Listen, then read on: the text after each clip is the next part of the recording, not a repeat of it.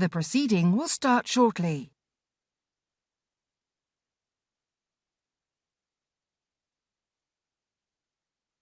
The proceeding will start shortly.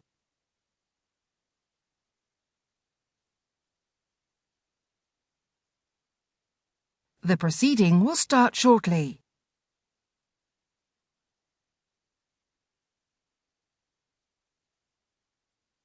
The proceeding will start shortly.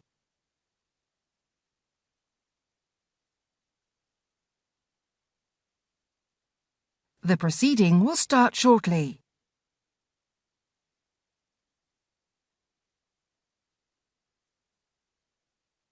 The proceeding will start shortly.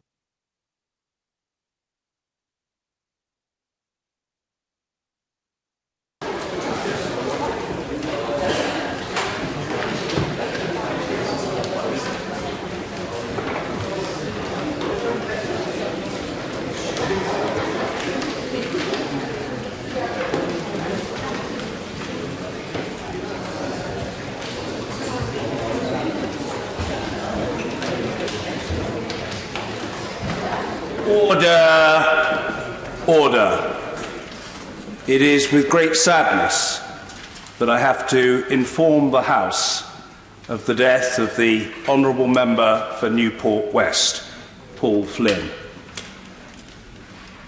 A dedicated, principled, fearless and award-winning parliamentarian, Paul represented and championed the Newport West constituency and the wider interests, as he saw them, of Wales for 31 and a half years in this House.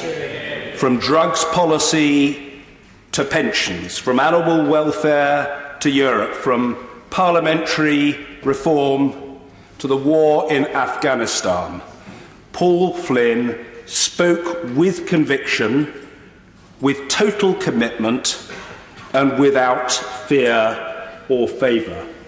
He was every inch the exemplar parliamentarian whom he strove over 3 decades to be. As many colleagues will know, he spent the vast majority of his career as a backbencher. I often teased him affectionately and with respect about that well-thumbed tome that he penned, Commons Knowledge, How to Be a Backbencher. He was a fine parliamentarian, a dedicated socialist, much loved in his constituency and beyond. And I hope I speak for the House in concluding my tribute to that very fine man, to whom I last spoke on Saturday, the 26th of January, when I say this. Paul Flynn was a standing rebuke in his parliamentary service to 2 categories of people. First, those who think that the only point of coming into politics is to become Prime Minister or a minister. At the very least, that shows a lack of imagination. Paul knew that there were so many other ways in which you could achieve real gains and derive fulfilment. Secondly, and I'm sure there are people on both sides of the House who sit in certain positions who will recognise the veracity of what I'm about to say, Paul was a standing rebuke to those who thought that it was vital always to be in the closest possible regulatory alignment with one's whip's office. It wasn't. He spoke his mind, he did it his way, he did it with eloquence, with knowledge, with character, and often, as we all know, with mordant wit. Paul will be greatly missed by his wife of the last 34 years, Sam, and by the wider family. We respectfully remember him, and I hope we always will. Yeah. Order. Questions to the Secretary of State for Defence, Helen Goodman. Number 2, please, Mr. Speaker. Secretary of State for Defence, Secretary Gavin Williamson. Mr. Speaker, if I can take the opportunity to associate ourselves with your comments. I remember having the privilege of serving on the British-Irish Parliamentary Assembly with Paul, and he was always a man, as you quite rightly stated, a man who was incredibly passionate about his constituents, incredibly passionate about his beliefs. I also agree with you about, actually, as a former Chief Whip, that Labour members not actually following their whip. I think that was very good advice, but not necessarily on the Conservative side. Mr. Speaker, the UK will pursue a distinctive, independent and sovereign foreign and defence policy that meets British interests and also promotes our values.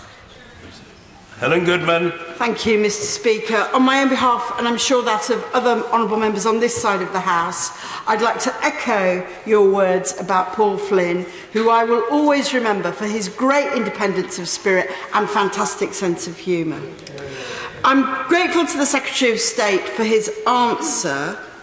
On the 7th of January, his junior minister said, in the event of no deal, the UK would have to withdraw from common security and defence missions and operations. It was a WPQ. So what would happen to Operation Atalanta against pirates and Operation Sophia picking up refugees in the Mediterranean? These missions will continue, and we'll continue to have negotiations with the EU as to how we can support these operations in the future. Jack Lepresti. Thank you, Mr. Speaker, and I'd like to echo your kind tribute to Paul Flynn and my thoughts and prayers with his friends and family. Could I ask, is it not the case that the vast majority of our industrial collaboration with other European countries is done on a bilateral basis, and that will very much continue once we've left the EU? Well, my honourable friend raises an important point. 90% of all our collaboration with EU nations and EU defence programmes is actually done outside of the framework of the European Union. And when I joined my honourable friend in his constituency to visit both Airbus and Boeing, it's quite obvious about how those bilateral relationships and multilateral relationships are so important to that growth. It's not actually through the European Union. Adrian Bailey. Thank you, Mr. Speaker. What contingency measures will the government be putting in place to protect the UK defence industry from losing automatic right to bid for contracts within the EEA in the event of a no-deal Brexit? Well, as I touched on with my honourable friend, most of our defence procurement and most of the opportunities in terms of defence industry isn't through the European Union, and we'll continue to work with the European Union to have access to programmes. And this isn't just important for UK business, but actually if the European Union wants to succeed in developing a defence sector, it needs countries like Britain and also the United States to be able to participate in these schemes. Anne-Marie Trevelyan. Thank you, Mr. Speaker, and I associate myself with your eloquent words on the subject of Paul Flynn, who we will all miss very much and whose book I read before becoming a backbencher, where I may yet remain. Would the Secretary of State be able to expand on how, in our future defence relationship with the EU in the North Atlantic, we're going to be investing to commit and show that continued commitment in protecting that northern flank of Europe? Well, the High North is an incredibly part of development of our strategy, and just over the weekend had the opportunity to see our Royal Marines in Norway and what they're doing in terms of supporting the Norwegian Armed Forces. But we're also going to be deploying our P8s in 2020 along with Norway and the United States in order to deal with the increased threat that we are facing from Russian submarines in the North Atlantic. And Martin Doherty-Hughes. Thank you, Mr. Speaker. I'm sure I can add the condolences of these benches to the family of Paul Flynn, but also to the Parliamentary Labour Party on the loss of a thoroughly decent human being. The Secretary of State and his predecessors have been clear that NATO as the cornerstone of the UK's security. But many leading experts, including Professor Beatrice Hauser of the University of Glasgow, see something of a devil in the detail. And much of the recent debate on Churchill missed out the fact that he was one of the architects of the Western European Union, a security-focused grouping which saw all of its functions wound up into the European Union post-Lisbon. Therefore, can the Secretary of State tell us about the analysis his department has undertaken on the difference between the UK's obligations under Article 5 of the NATO Treaty versus Article 42.7 of the Lisbon Treaty? Well, what we see in Article 5 is a mechanism that delivers security right across continental Europe and the North Atlantic area, and this has been proven. There's only been one situation where Article 5 has been used, and that was following 9/11, and we feel this is a much more substantial guarantee of European security than what is held in the Lisbon Treaty. Martin Doherty-Hughes. Grateful for that response. Now, I'm also glad that the Secretary of State did visit NATO with Royal Marines on their winter warfare training. I know the Norwegians will be too, as will many of the members of the Defence Select Committee. Article 5 obligates members to respond to an attack such as it deems necessary, which, as put to me, could mean a conventional military response, just as it could mean a strongly worded letter. Article 42.7 of the Lisbon Treaty, on the other hand, obligates states to react with all the means in their power.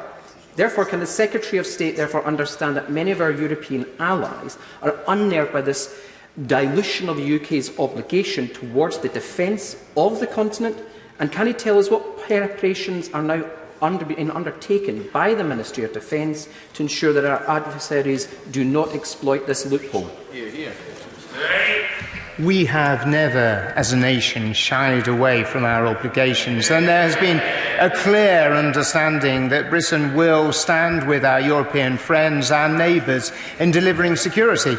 And our commitment to security on the continent of Europe was there long before the creation of all our membership of the European Union and long before the creation of the North Atlantic Treaty obligation. We have always been there, and we always will. Andrew Bridgen.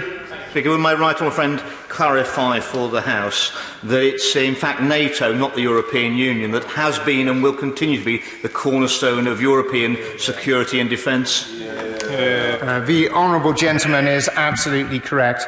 When you are speaking to those new nations that have been created out of the collapse of the Soviet Union, what organisation do they turn to guarantee their security? And that is NATO.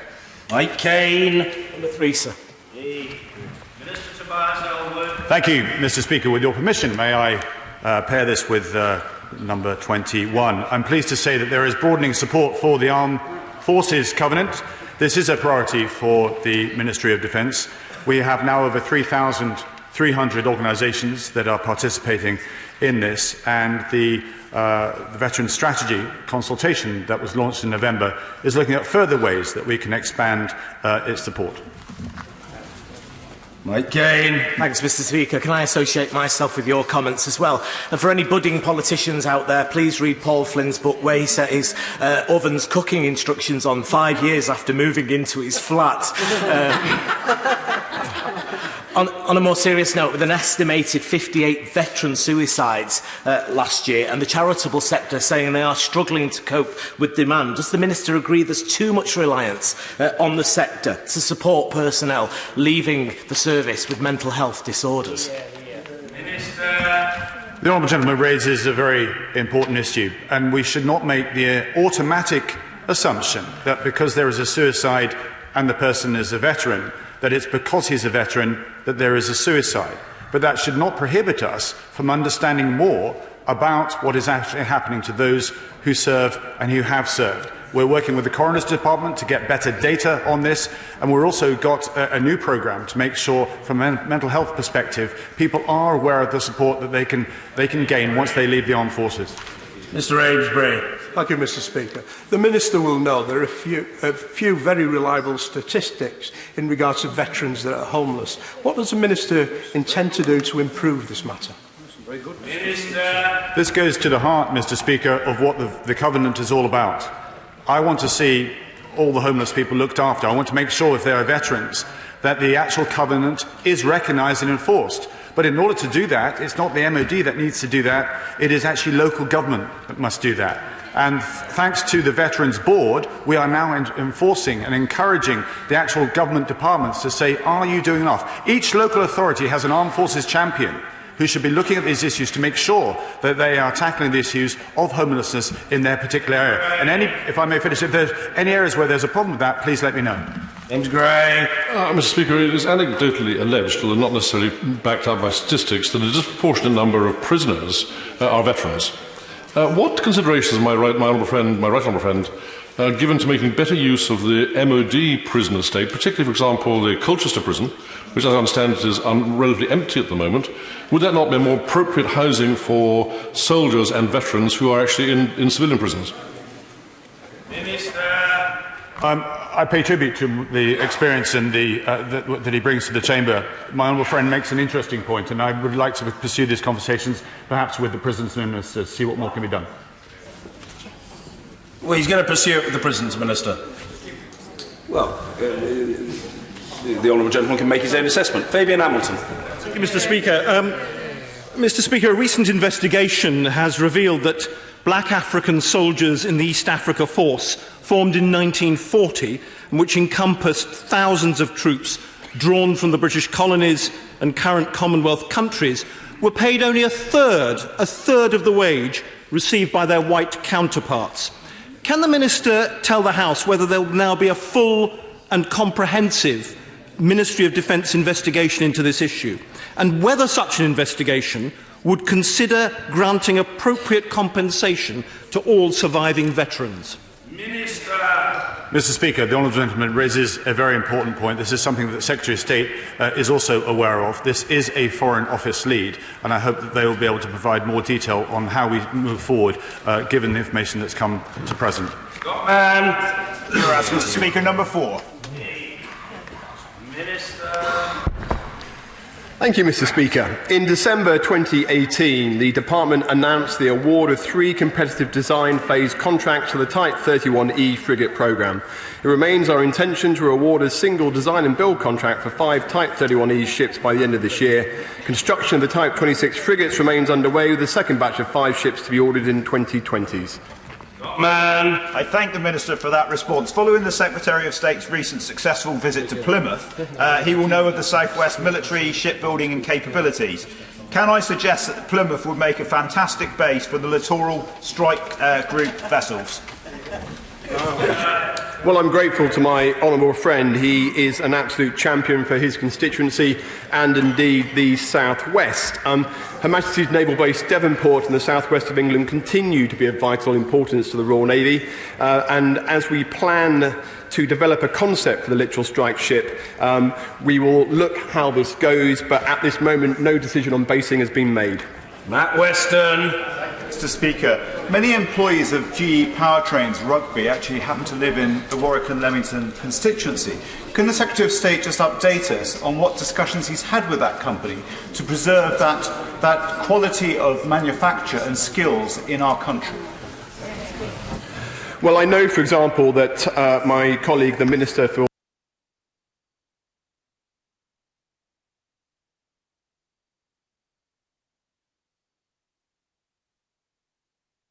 Defence Procurement has indeed had several discussions with the constituency MP, the honourable member for Rugby, and whilst it is very much a matter for the company, the MOD will of course look to see what ways we can support. Philip Dunn. Thank you, Mr. Speaker. Will my right honourable friend confirm that in the placement of orders, an encouraging increase in the number of vessels intended to be ordered for the Royal Navy going forward, that there will be an important role for contributing to UK prosperity when the decisions are made about those who should win those orders? Indeed, my right honourable friend is absolutely right, and can I take this opportunity to once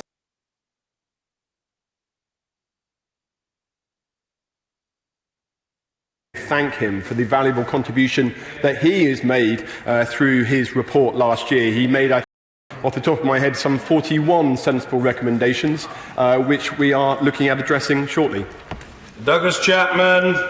Mr. Speaker, Minister, at the start of the last Labour government, we've seen a 39% decrease in the number of Royal Naval ships and a 46% decrease in the number of frigates and destroyers. Now, if the Secretary of State carrier in the South Atlantic and one in the South China Sea, where is the drumbeat of orders coming from as we have just lost another 150 jobs at our shipyard in resigns. Well, let's be clear that we are committed to maintaining the numbers of our frigates and destroyers, and indeed, later this year we will see the second of our aircraft carriers come out of Rosyth. But of course, equally, it is this government that has secured shipbuilding jobs in Scotland all the way through to the 2030s. Indeed, there are probably still some apprentices who will work on the Type 26 programme yet to be born. Jamie Perkins. That's number 5, Mr. Speaker.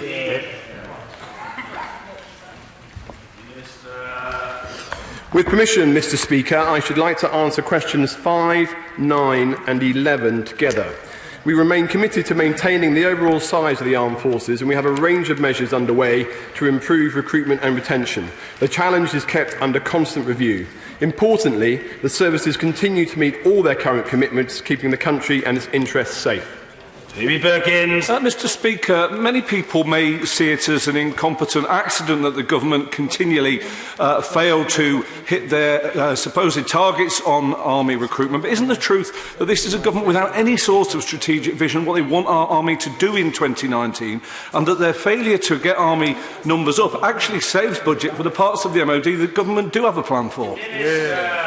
I couldn't disagree more. I think we have a very clear vision as to what we want our army to do in 2019.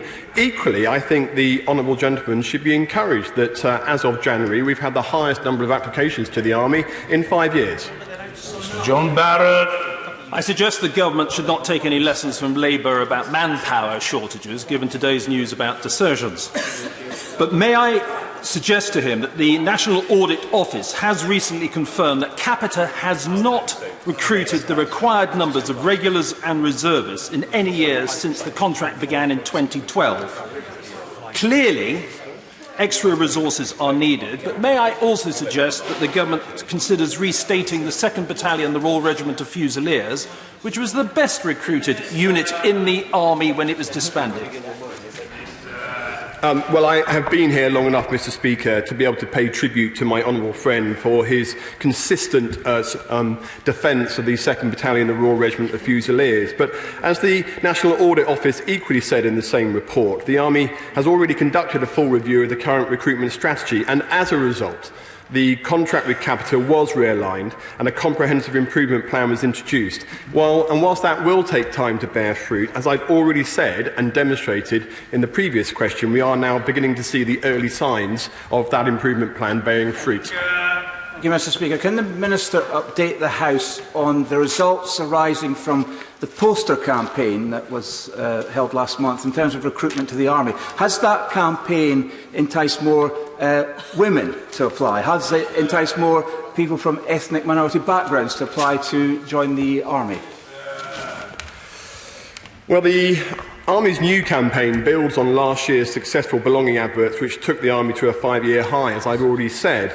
And the early signs are certainly positive. At the moment, we have 12.4% of recruits being women and 6.5% from the BAME community. Whilst we've yet to see the audited results of that campaign, I think we are confident that progress is being made.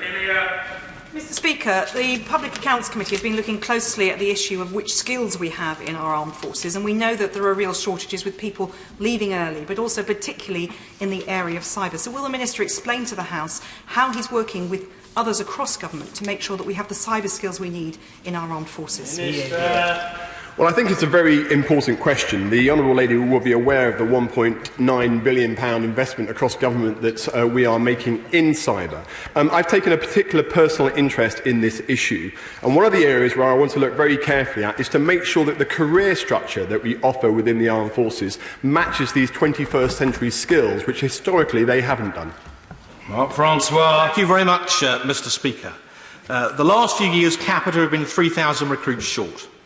The Chief of Defence Personnel, Lieutenant General Nuji, told the Defence Select Committee a couple of weeks ago that this year they will be over 4,000 recruits short, maybe nearly even 5,000 recruits short. So while the applications are up, the enlistments, those actually joining, are dramatically down. The Secretary of State has called their performance atrocious. It is. The Scots Guards are barely at 50% manned. I believe, Mr. Speaker, Capita are so awful, their performance now is becoming a threat to one element of our national security. When will the government come out of denial and sack this useless, hopeless company? Well, my right honourable friend is entirely consistent with his message over his views of Capita, and I respect that. However, what I would say to him is that, once again, the signs are positive. Sandhurst is now 100% full for the need of what we need for young officers, an improvement on the last 2 years. The Infantry Training Centre at Catterick is now 80% full. Yes, that's 20% lower than we need, but it's a significant an increase in improvement on where we were last year. So all the signs are heading in the right direction. The challenge yes, they are. The challenge we face is that whilst applications are up, the conversion rate is getting better, but that will take time to feed through into the strength of the regular army. Having known the right honourable gentleman for 35 years, I hope you'll take it in the right spirit if I say I really do wish he'd tell us what he really thinks.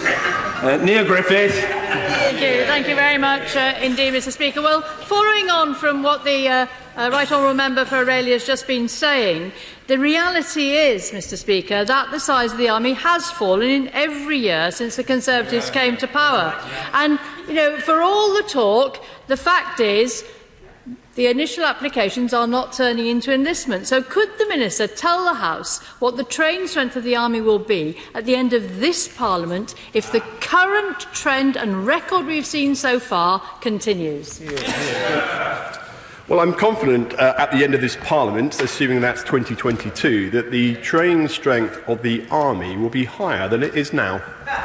Neil Griffith. Well, I don't think that gives us very much reassurance. Let me tell him now, if the decline continues at the rate we have seen for the present time the Conservative Party have been in government, by May 2022, the army will be down to just 68,000.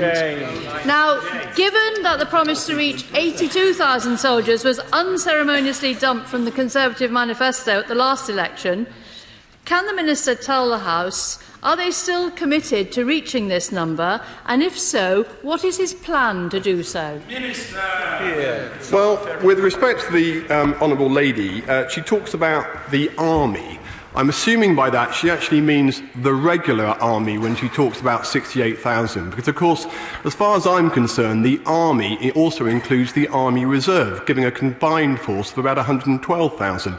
It also includes approximately 3,500 soldiers who wear a uniform and are proud to call themselves soldiers, but are currently under training. So I think she needs to think about what definition she's actually using. Question number 6, sir. Mr. Speaker, the provision of veterans' mental health support is the responsibility of the NHS and indeed devolved administrations, but the MOD is committed to ensuring that veterans are aware of what support is available. I'd like to thank the Minister for that answer. The Covenant Fund Trust will play a vital role in providing important organisations like the Shropshire Armed Forces Community Trust with additional resources for helping veterans with mental health problems. Could the Minister give me an assurance that he will update the House about how he and his other colleagues are lobbying the Chancellor for additional resources for the Covenant Fund Trust? Well, Mr. Speaker, the Covenant Fund Trust has increased, but he's absolutely right that it forms a wider package of measures, which, when I joined the Secretary of State to say that we would like to see the defence budget increase, it's simply not because of procurement or because of training. It's also because we need to look after our people as well, and this is an illustration. We did introduce the mental health and wellbeing strategy a year and a half ago, and this has helped armed forces personnel be more aware of what mental health support is available. Nick Smith. Thank you, Mr. Speaker, but there's still confusion amongst both clinicians and veterans over how the Armed Forces Covenant guarantees priority treatment for conditions related to veteran service is applied. So can I ask the Minister what discussions he's had with the Health Minister in Wales to support our veterans home there? Well, the Defence Secretary co-chairs the Veterans Board, which looks at precisely this. We need to make sure that no matter whether it's in England or indeed in the devolved administrations, that no veterans are left without the support that they need. It is important that, no matter which hospital or organisation it is, that they are aware of their covenant responsibilities in looking after our brave service personnel and veterans. Number 7, Mr. Speaker.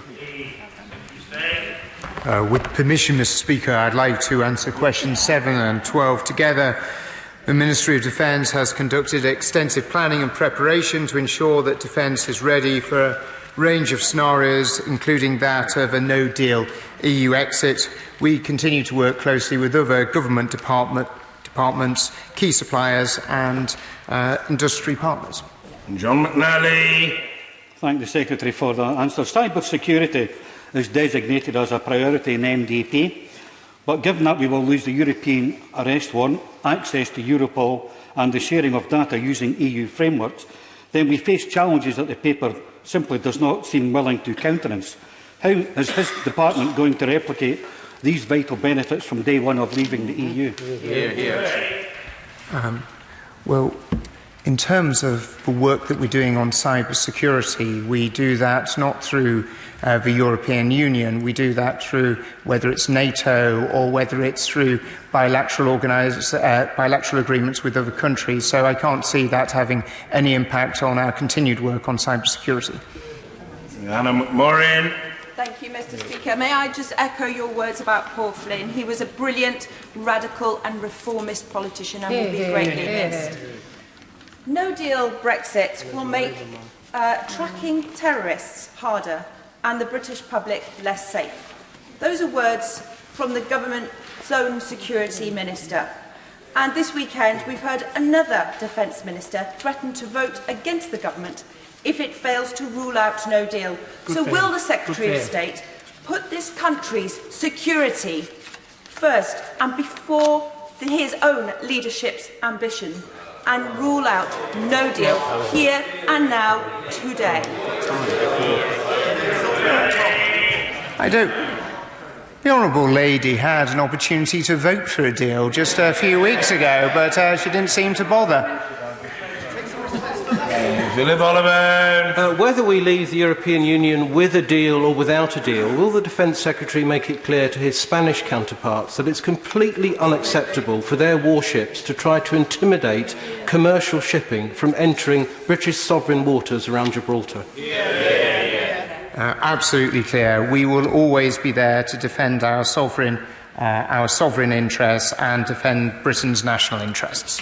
Kevin Foster. Thank you, Mr. Speaker. I know the Secretary of State will agree with me that the issue throughout European history has been when there's been a separation between defending North America and defending Western Europe. But will he confirm that his contingency plan for us leaving without a deal remains the fact that we will still, with our NATO allies, come to the aid of our European allies if they need it?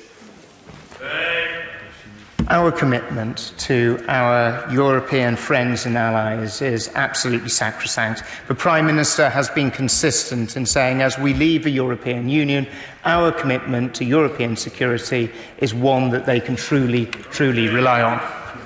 Mr. Speaker, the recent reports that the MOD has begun stockpiling food, fuel, spare parts and ammunition at overseas bases just in case of a no-deal Brexit are indeed extremely concerning. So will the Secretary of State now rule out a no-deal and urge his colleagues in the Cabinet to seek an agreement with the EU based on a permanent customs unit and a strong relationship with the single market? We have passed into legislation the fact that we are going to be exiting the European Union on the 29th of March this year. And the Honourable Gentleman had an opportunity to vote for a deal. He chose not to vote for it. The Prime Minister will always deliver the very best for this country. And I very much hope that not only people on this side of the House will support it, but also the Honourable Gentleman. Sir Henry Bellingham. Number 8, sir. Thank you, Mr. Speaker. I visited RAF Marham on the 10th of January, which has been the home of our Tornado Force and now of our F-35 Lightnings. It is obviously with a heavy heart but enormous pride that we bid farewell to our Tornadoes, as this is truly very much an end of an era. However, it is right that we now look to the future. The combination of our state-of-the-art F-35s and Typhoons will keep us a world leader in combat air. Jeremy Bellingham. Secretary of State, for paying tribute to the RAF Marham Tornado squadrons, which have been absolutely at the forefront of every operation for the last 40 years, and are about to start the farewell flight past, I think, this week. Will he pay special tribute to the pilots and navigators who've shown supreme courage, always backed up by their ground crew, and indeed their families at home in West Norfolk and elsewhere? Here. Well, it is a whole community that delivers the fighting capability of Tornado, and we have seen in countless conflicts right around the globe, whether it is the first Gulf War, the second Gulf War, whether it is taking the fight to Daesh over the skies of Iraq and Syria, you have seen the Tornadoes very much at the forefront of it. And those pilots, those navigators and that ground crew have all been part of it. But we do have an exciting future for RAF Marham, with 2 new F-35 squadrons that are going to be created and an additional training squadron additional to this. Dr. Julian Lewis. Number 10, Mr. Speaker. 3 Phalanx close-in weapon systems will be fitted to each new aircraft carrier. 2 are being fitted to HMS Queen Elizabeth during her current capability insertion period, with a 3rd to be fitted towards the end of 2020. 3 will be fitted to HMS Prince of Wales during 2020. Julian Lewis. I thank the Minister for that reply, and may I add to the tributes to Paul Flynn by noting the remarkable physical courage he showed in battling against arthritis, crippling arthritis, over many years.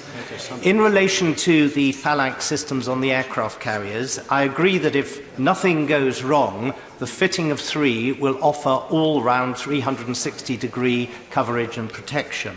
But given that there is a 4th station on each aircraft carrier that could take a 4th system, and that there are some spare systems in storage following withdrawal from operational theatres, would it not be sensible to give a bit of extra insurance by fitting one of those 4th systems, so that if one system is lost, there will still be total coverage and protection for these vital naval assets?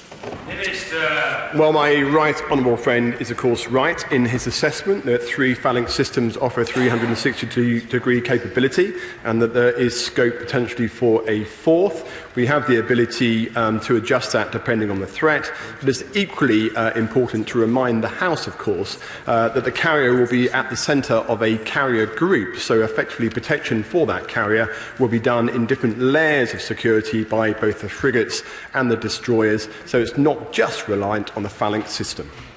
Aaron Lee. Number 13, Mr. Speaker. Mr. Speaker, we've had a series of debates about the future of RAF Scampton, not just in here, but in Westminster Hall, and she's aware that this is, I'm afraid, due for closure.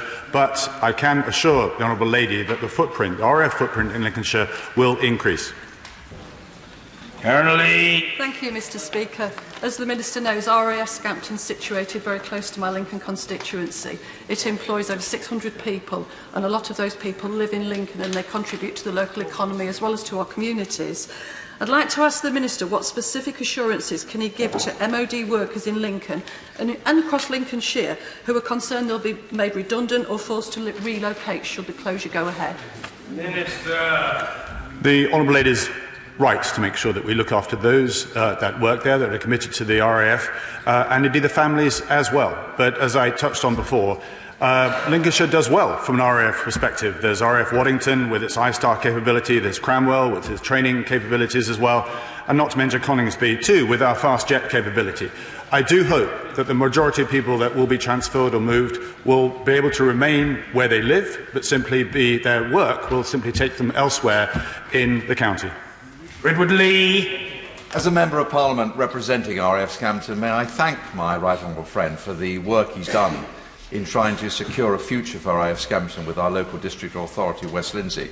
But can I urge upon him the desire of all Lincolnshire people, which is not based on emotion, but is on sound grounded fact, that the Red Arrows should stay in Lincolnshire, and we can provide good employment for these 400 people. The 3 bases he's alluded to are all within 15 or 20 miles of each other. We have superb airspace, great RAF history, so please, can we keep the Red Arrows in Lincolnshire? Could I pay tribute to our friend's determination to have the works and the heritage and history of RAF Scampton recognised by this place? I think his constituents and others will note that. The museum there is very, very important for that to continue. He'll be aware that where the RAF... It's okay? Where the RAF Red Arrows are based is partly due to an operational capability to actually make sure that they are serviced. The airspace is run by the Civil Aviation Authority, and that's a separate discussion to be had with them. We want to enjoy the benefit of the Minister's mellifluous tones. That was my only exhortation to the Honourable Gentleman. It's quite understandable that a Minister looks back at a member, but the rest of the House wants to savour the experience of hearing the Minister. Michael Tomlinson. Number 14, Mr Speaker. Last week I joined NATO defence ministers to discuss progress made towards fairer burden sharing and increasing the readiness of all of our armed forces. Michael Tomlinson. I'm grateful to the Secretary of State for that answer, and as we leave the EU, does the Secretary of State agree with me that of course we'll continue to cooperate with our European friends and allies, but that it's NATO that is the bedrock of European security, and that all talk of an EU army is an unhelpful distraction? My honourable friend put his finger right on the issue. It's talk of an EU army is a distraction. It doesn't help. It doesn't build security. When we look at NATO, as we leave the European Union, 80% of NATO forces will be contributed by non-EU countries. But there is also a bigger point here. There's actually all European countries should be contributing more towards defence, and all of them should be spending 2% of their GDP on defence. Geoffrey Clifton-Brown. Thank you, Mr Speaker. May I too echo your very generous words about Paul Flynn. He was a good socialist, and as such I disagree with almost everything he said, but that's the nature of parliamentary debate. My honourable friend knows that in the political declaration it talks about cooperating with Europe on future defence operations. But surely the most effective way of keeping the peace in Europe is to concentrate on the primacy of NATO, particularly to encourage our American partners to keep paying 50 to 60% of the budget. We will always cooperate with all organisations right around the world, but he is so right. NATO is what delivers security in Europe. That is where our focus will be. That is what we will be focusing our time and resources in terms of delivering our security with our NATO allies. Mr Kevin Jones. Number 15, Mr Speaker. Since 2015, we have published a national shipbuilding strategy, refreshed defence industrial policy to help strengthen UK competitiveness and launch the Future Combat Air Strategy. We engage with global primes to create opportunities for all tiers of the UK supply chain. James. Thank you, Mr Speaker. In light of the Minister of Defence decision to open up the procurement process for the fleet solid support ships to international competition, could the Minister explain what weighting will be placed on national prosperity in awarding those contracts? Well, the one thing we are clear is that we are constrained by that process because the fleet solid support ships are not to our defence, warships. especially by frigates, keeping one step ahead of the opposition in terms of technology. Yeah. Absolutely right, and my honourable friend is absolutely right in using his constituent company as a fine example of how we can continue to compete on the world stage. Stephen Hepburn. Thank you, Mr Speaker. And first of all, could I thank you for the kind words you said about our former colleague, Paul Flynn, who was a great comrade over the years. But just following on from my right honourable friend, the member for North Durham North, his question, why doesn't the Minister defer any action until after March the 29th, when we won't be brought in by EU procurement rules and we can award the ship a £1 billion British taxpayers' order to a British shipyard? Well, the honourable gentleman has a crystal ball, which I simply do not, about exactly what the situation will be post 29th of March. Douglas Ross. 16, sir.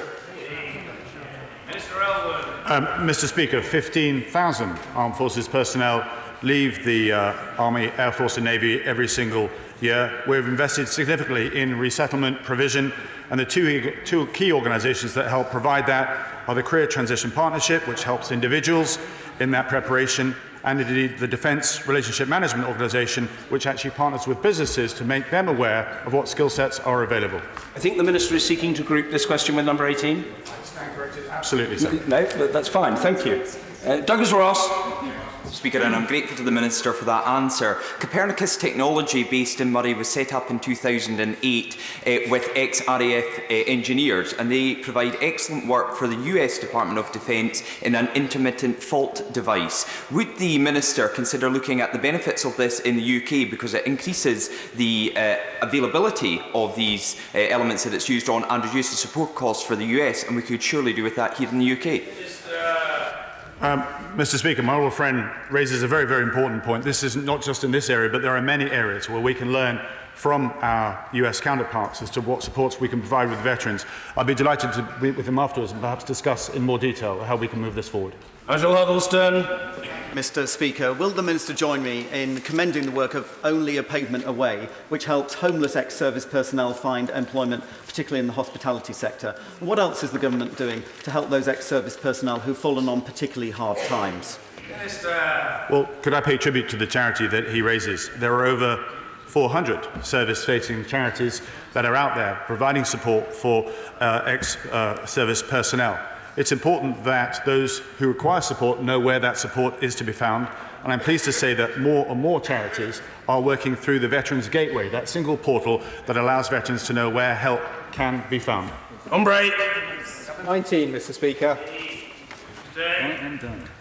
Europe's security is our security. Cooperation with our European partners and allies through NATO bilaterally and through a security partnership with the EU will enable us to address shared threats and defend our shared values. On break. Could I also, Mr. Speaker, pay tribute to Paul Flynn? I suspect that he was less surprised than I was when I had to read out the words suspending him from the House of Commons after he had accused the Secretary of State for Defence, as it happens, for lying.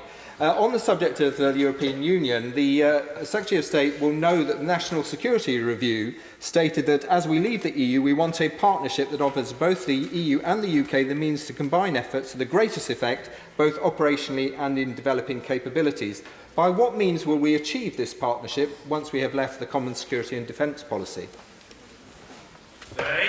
Well, what we set out in terms of our negotiations with the European Union is the opportunity for Britain to opt in to various programmes if it is in our national interest. But it still keeps coming down to the most important point.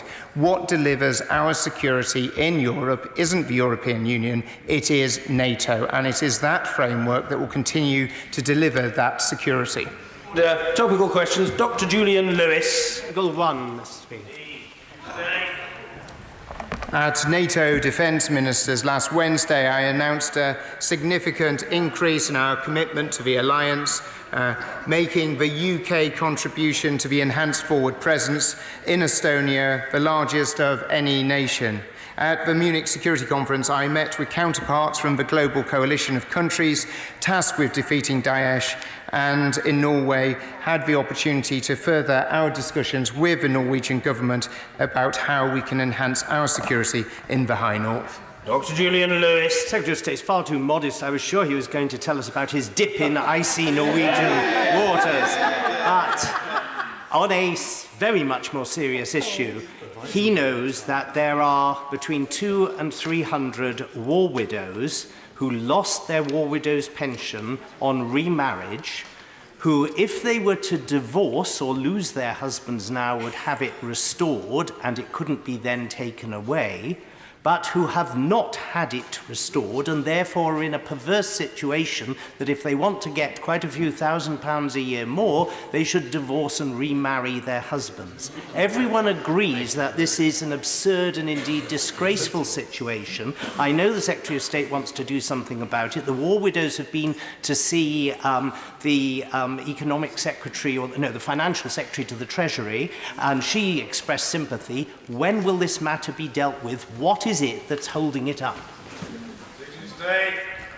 Well, thank you, Mr. Speaker. The next time I go to Norway, I'll be sure to bring along my right honourable friend so we can go for a dip together.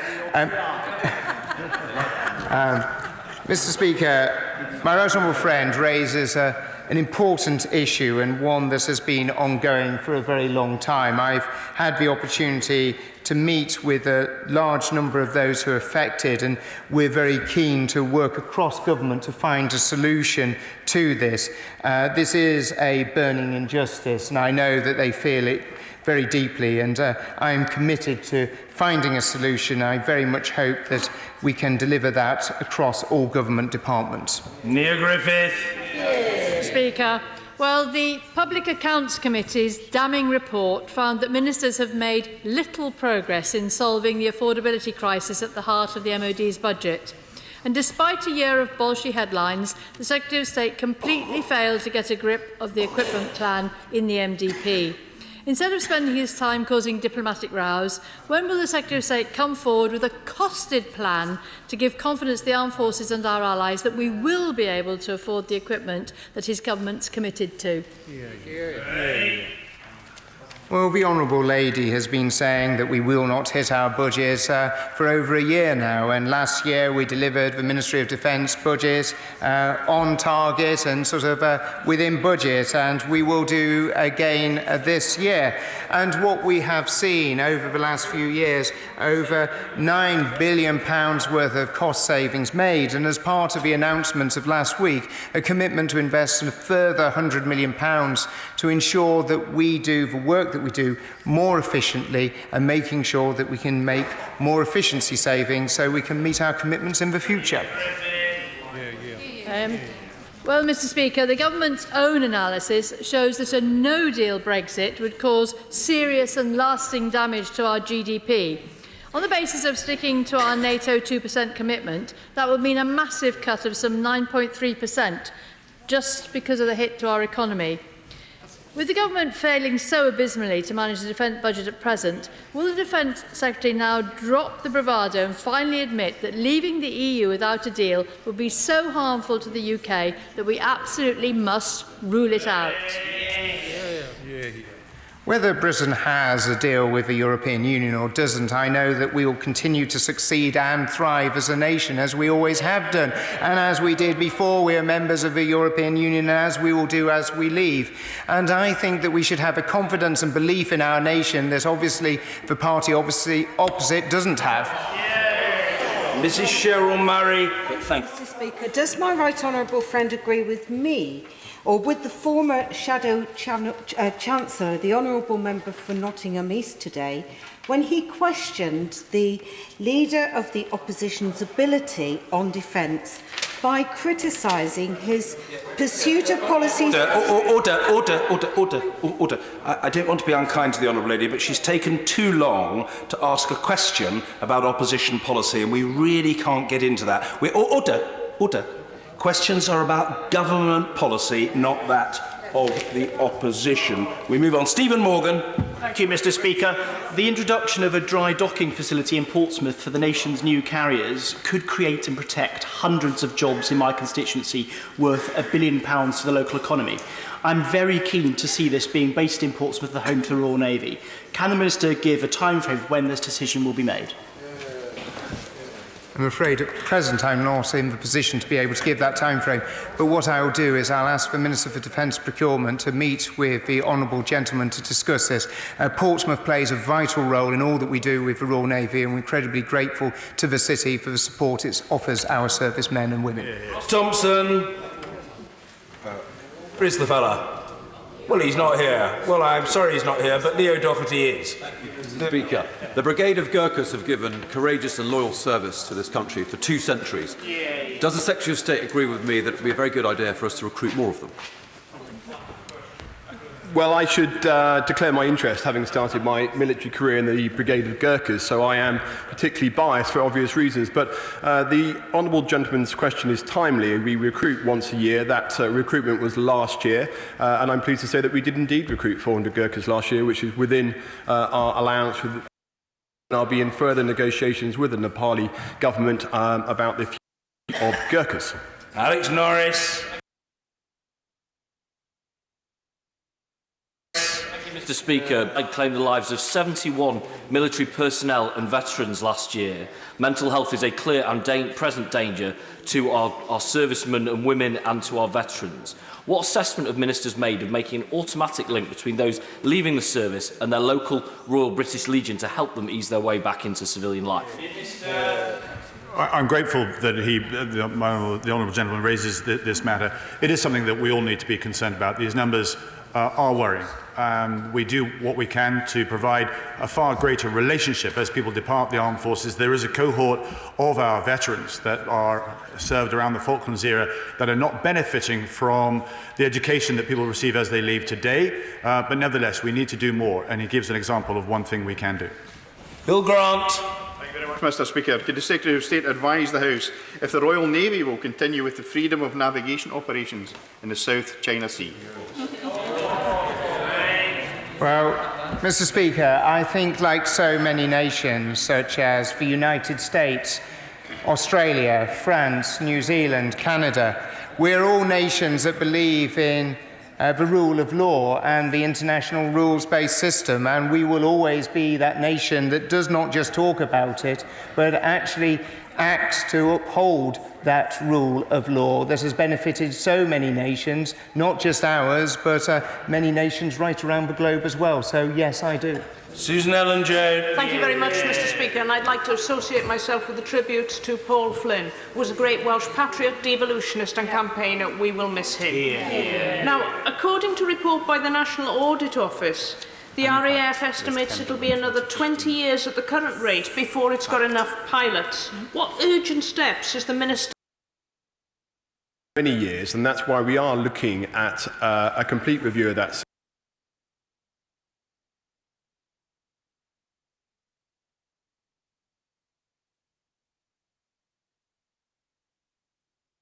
system, which will speed up the process and then should the dispatch box has already referred to the expertise that exists at GE Energy. To agree with me that it's important to retain that capability as an important part of our manufacturing base.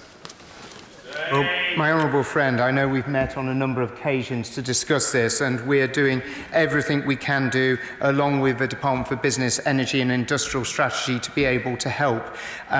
We are working with GE to see if there's different ways of being able to pull work forward.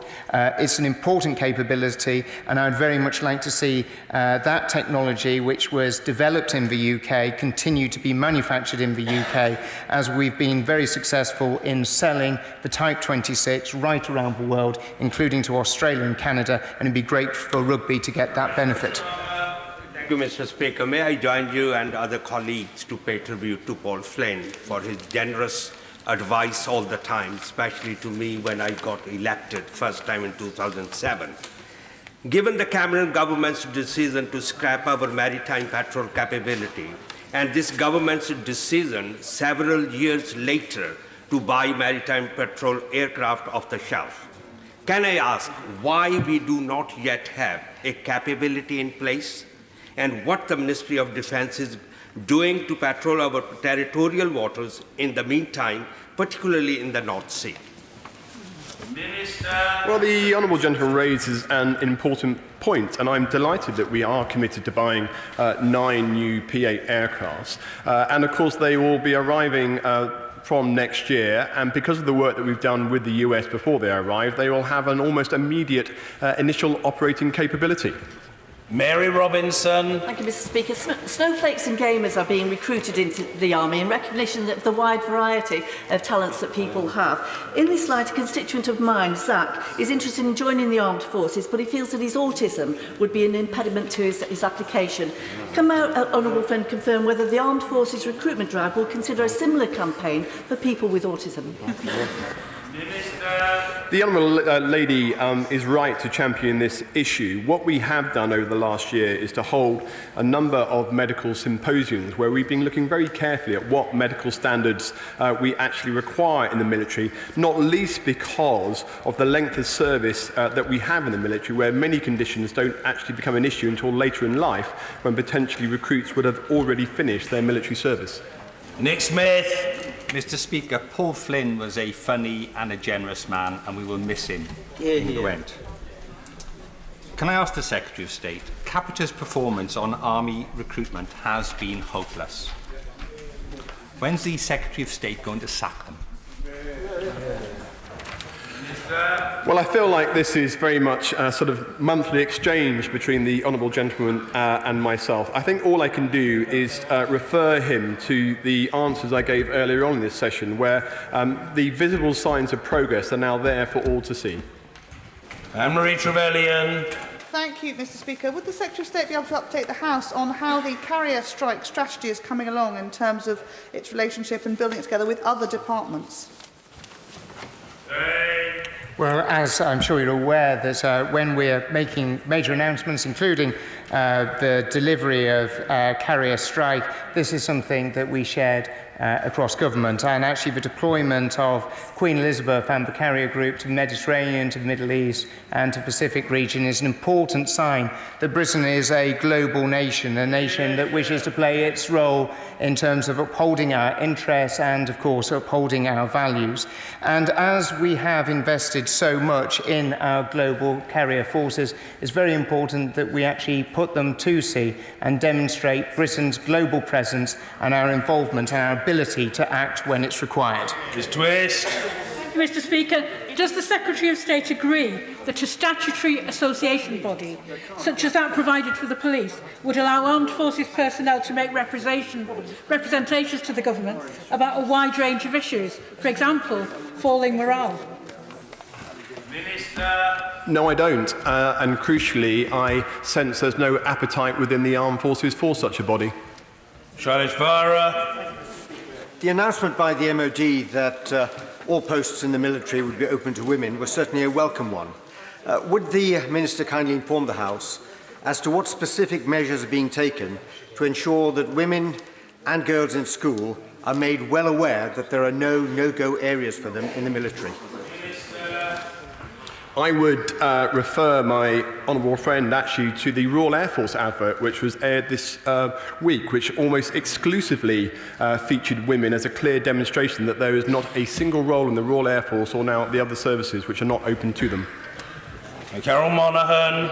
And we've heard this afternoon about Capita's abject failure in recruitment, but whilst we're hemorrhaging actual personnel, there are clearly issues within the armed forces that have to be addressed. So will the Secretary of State now support my colleague, the member for Western Bartonshire's bill that will be heard on the 8th of March to give personnel a voice with us, armed forces representative body with a statutory footing? I refer the honourable lady to the answer I gave a few moments ago. Kevin Olin-Rake. Speaker, Rock to Recovery provide mental health support to service personnel from those who have already served. Does my honourable friend agree they can play an important part of the solution to solving mental health problems? Well, Mr. Speaker, I was delighted to meet Rock to Recovery not very long ago, and can I pay tribute to the work that they do, along with all the other charities too. It is so important that there isn't one size that fits all when we support our veterans, but there are many avenues that we can actually ensure that they get the support and credit that they deserve. John Woodcock. Thank you, Mr. Speaker. Is the Secretary of State in favour of other government departments spending a few million so that he can save hundreds of millions from his budget? And if he is, will he put the weight of the ministry behind our drive with BAE and the community to make Barrow even more attractive a place to come and stay so that we can improve the productivity of the workforce? Well, having had the opportunity to visit Barrow a number of times, I know that it is a town that offers so very much, and we're very dependent on the residents of Barrow for the amazing work they do in terms of developing our nuclear deterrence. I'd be very happy to meet with the honourable gentleman to discuss as to how we can work across government in order to be able to deliver that vision. Eddie Hughes. Thank you, Mr. Speaker. Following conversations at the recent Munich Security Conference, does the Minister believe that all European countries are committed to spending 2% of GDP on defence? Yeah, good question. I think it's fair to say that some are more committed than others. But we have to hammer the message home.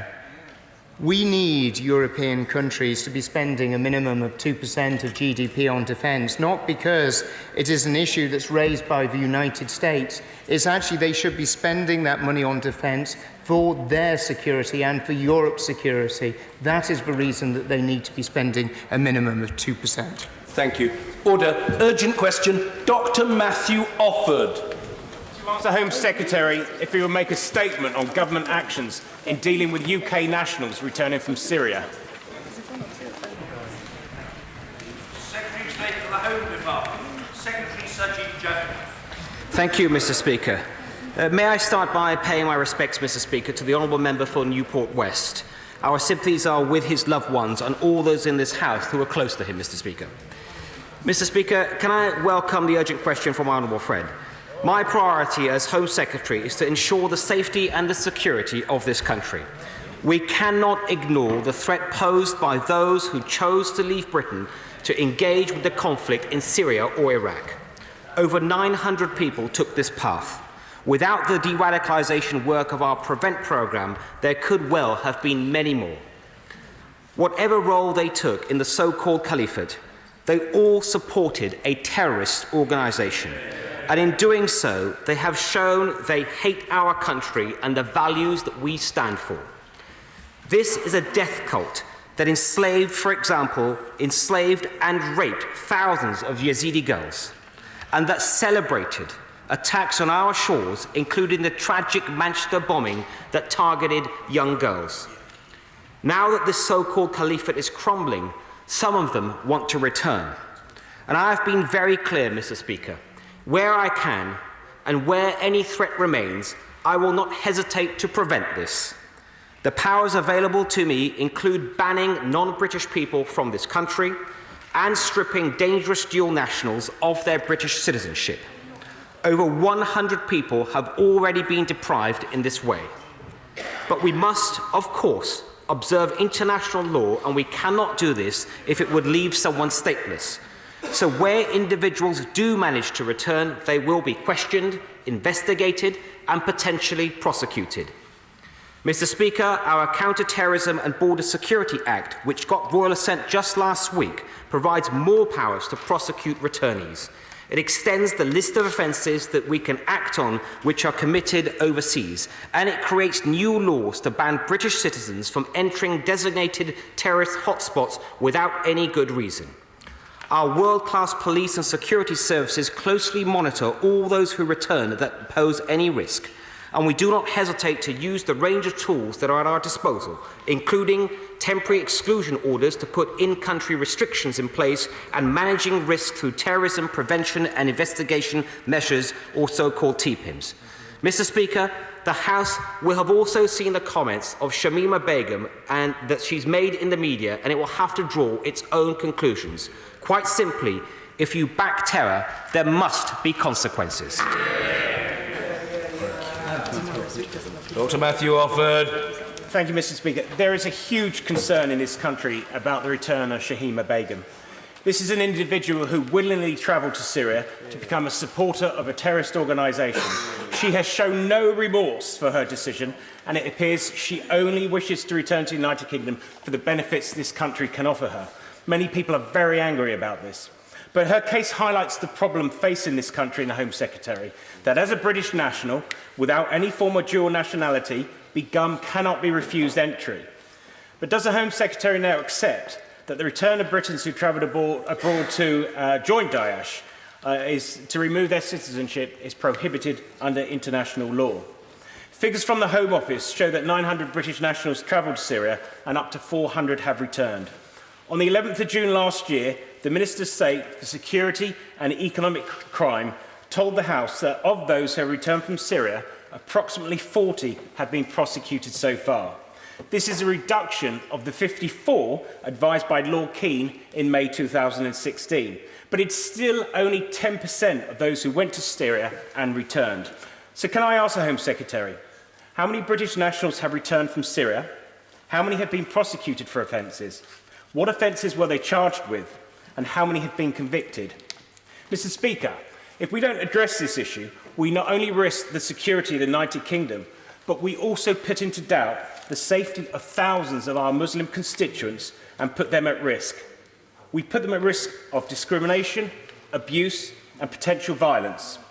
I make a great distinction between my hard-working and law-abiding Muslim constituents and the actions of a reckless child from East London. So I ask the Home Secretary to please take action on this vitally important matter.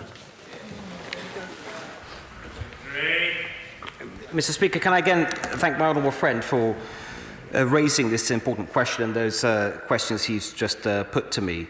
And first of all, he's asked me about a particular case, the case of Shimima Begum, and I hope that he will understand I'm not at liberty to discuss any particular individual and the case of that person. But as I have just said, that we have all seen and heard some of the remarks of Shimima Begum in the media, and we can all draw our own conclusions from that. But he's gone on to ask me a number of related important questions. He's talked about about in some cases where we can remove British citizenship, what I've referred to as deprivation. And as I've said, we've done that as a government on more than 100 occasions. And where someone has more than one nationality, so they have British nationality but plus another or maybe more than one other, that if they are deemed a threat and it is deemed by me to be conducive to the public good, we are able to deprive that individual of their nationality, of their British nationality, and thereby prevent their return to the United Kingdom. My honourable friend also mentioned some numbers. I can tell him from the best numbers that we have available, we estimate that in recent years, some 900 people that have been deemed of national security concern in one way or another went to Syria or Iraq to join terrorist organisations. Of those, again, we estimate that approximately 20% have been killed in the battlefield, around 40% have returned, leaving about 40% still somewhere in the region. My honourable friend asked me about those that have returned in recent years, and in all those cases, we would seek to make sure first that individual is questioned, is investigated, is where there is enough evidence prosecuted. We would seek to manage that return. So even if they are British citizens, we can issue temporary exclusion orders which will remove their passport and require them to travel on a specifically issued designated travel document into a specific port of entry, and at that point of entry they are monitored by police and have a number of other restrictions, and then also we can use, if appropriate, use TPIMs to place further restrictions whilst we may or may not be waiting for prosecution, and of course we will also work with authorities, particularly if there are young children involved, to make sure that they are getting the mental health, psychiatric help and other types of help that may be necessary. And then finally, my honourable friend rightly mentioned the communities and making sure that whatever we do it in a way that we are aware of making sure that we are working towards building more cohesive communities and winning the understanding of all communities, and that is something that we always try to do. Nick Thomas-Symonds. Thank you, Mr. Speaker, and can I begin by joining the Home Secretary in his tribute to the late Paul Flynn. Paul was the first person to show me around the House of Commons, and he was an inspiration to me and to many others in entering politics, and my thoughts today are with his wife Sam and all his family and friends. Mr. Speaker, the public has a right to protection from anyone thought to pose a threat to this country, and paramount to any government is the security of its citizens. Can the Secretary of State confirm, first of all, that UK citizens are entitled to return to this country under international law, but they should be held to account for their actions on their return? Now, under international law, as the Home Secretary has said, the government cannot make people stateless, but can sensibly take a number of practical steps to safeguard people in line with our respect for the rule of law. The Designated Areas Offence introduced by the Counter-Terrorism and Border Security Act received royal assent in recent days. The opposition worked with the government on developing this mechanism, which provides the legal framework to deal with the issue of returning so-called foreign fighters. But the government does now need to act to designate areas to ensure that those returning face justice and due process. And can I ask the Home Secretary, is he considering designating parts of Syria in line with that legislation? Now, recently, Mr. Speaker, attention has focused on those who have travelled to Syria to join the so-called caliphate. Given that people may start to return to the UK and will face legal proceedings here, I will not comment further on individual cases. But can the Home Secretary confirm that anyone returning to this country as a UK citizen should expect to face justice for their actions in a legal process in which our police, our prosecutors and our courts take into account the individual circumstances of each case? Yeah, Mr. Speaker, can I welcome the questions from the honourable gentleman? I mean, first, the honourable gentleman has asked that are UK citizens entitled to return? So long as they're still UK citizens, they will have a right to return. But even in that case, where they remain UK citizens, it is possible to place certain restrictions that I just mentioned earlier in response to my honourable friend. For example, the temporary exclusion orders that have been used, and I have used on a number of occasions, to place a number of restrictions by removing the passport but issuing different types of travel documents that control entry. The honourable member also asked about or mentioned the Counter-Terrorism Border Security Bill, and in specific the measures in there to combat terrorism, especially the designated areas offence, which I welcome the support of the whole House for that Act, and in particular that offence. He's asked me about are we looking at designated areas? Of course, absolutely, and in anticipation of the bill becoming an Act, we had already commenced some work on that. I don't think it would be appropriate for me to say at this point which areas in specifically we are looking at. It is worth pointing out that when such area, because if our area to be designated, it has to come back to this House. It has to be the will of this House to designate that area. So I don't want to prejudge that, but it won't be retrospective, and it's worth the House keeping that in mind. The honourable gentleman then said if or when people start to return. As I've said a few moments ago, over the last few years, a number of people have returned, and in all those cases can give him the assurance that we would always seek to first try and control that entry and question the individual, to investigate the individual, working both with the police and the security services, and then where appropriate to prosecute. And that has always been the case, and that absolutely wouldn't change. But let me just say again, Mr. Speaker, where we deem someone to be a serious threat to this country, and it is in the public interest to exclude them, to prevent them from re-entering the UK, if we can do that, and of course do that by legal means, by depriving them of their citizenship, or if they are a non-British national, by preventing their entry, we would always look to do that. Sir Michael Fallon. With regard to those terrorist fighters suspected of the most barbaric crimes, would my right honourable friend agree that if we are to avoid British or other nationals ending up in a new Guantanamo, there may need to be an international agreement about how these cases are to be handled, and perhaps even an international terrorist court to make sure that they are properly prosecuted? Secretary. Mr. Speaker, can I welcome the friend, my right honourable friend? Of course, he speaks with experience of fighting terrorism. And he's right in the point that he's made, is that this is an issue that's being faced in terms of foreign fighters by a number of countries, including our European allies, our American allies and others. And we are working closely with them to see what more we can do to make sure in every case justice is done, and where possible justice is done in the region. Gavin Newlands. Thank you, Mr. Speaker. And can I echo the comments made about the sad death of Paul Flynn? He was an absolute one-off and will be missed by all of us. But, Mr. Speaker, we in the SNP share the concerns of everybody else in this House and the country, indeed, about the terrorists from Daesh and other extremist ideologies.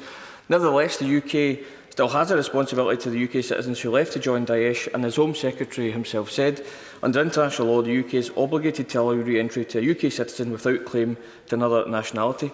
Now, whatever her degree of culpability, Shimima Begum was a child when she left the UK and is thought to be a victim of a grooming campaign like many other UK children at the time.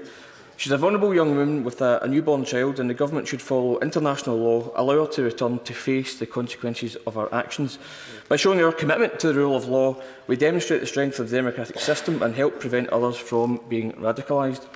So can I confirm if Shimima Begum was indeed a target of Daesh grooming, and if he has information on the number of UK children targeted by Daesh, and having a particular interest in this issue after meeting Safar Bular in a visit to Medway STC, what steps is he taking to ensure that a similar wide-scale Daesh grooming campaign does not take place today or in the future? Secretary.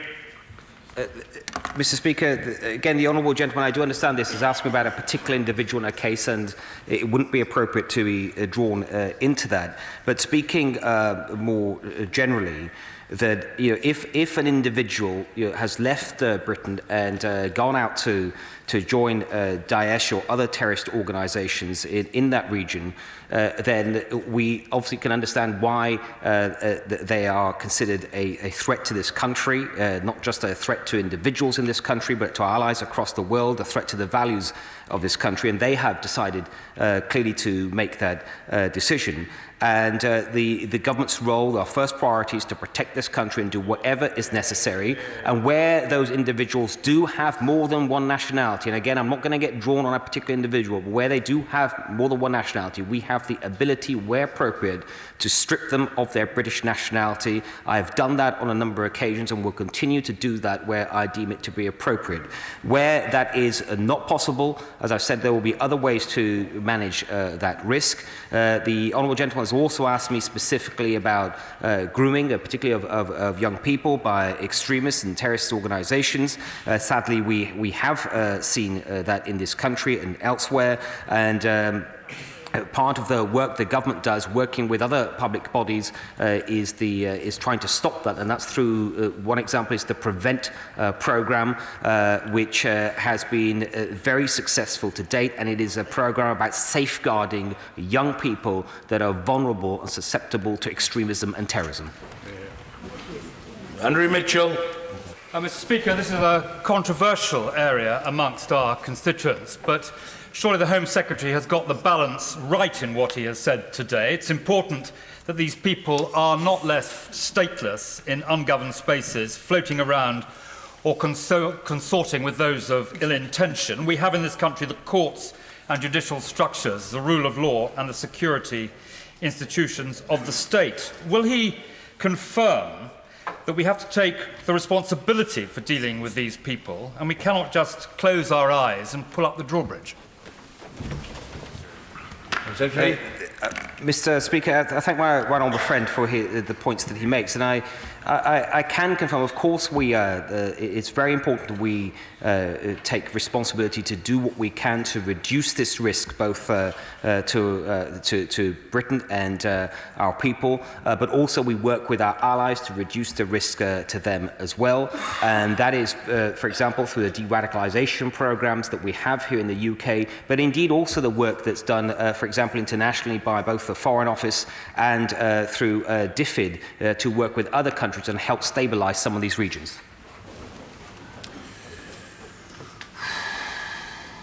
Kevin Brennan.